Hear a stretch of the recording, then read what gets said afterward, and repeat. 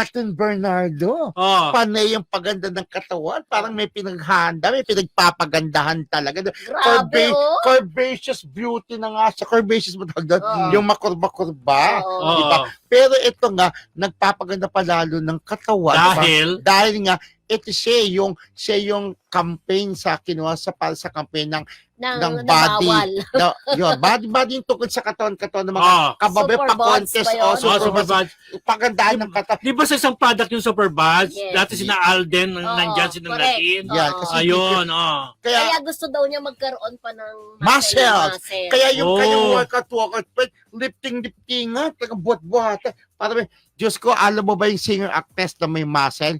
Ang kung sino, si Bino Morales, di ba? Member siya ng Hanks, di ba? Sabi niya, biro.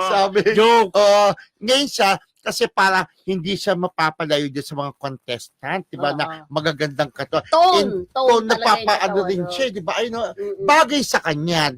Talagang in ngayon si Catherine, laging pinag-usap, konting kibot lang, konting kembot, talagang papansinin, parang si Clyde lang yan, di ba?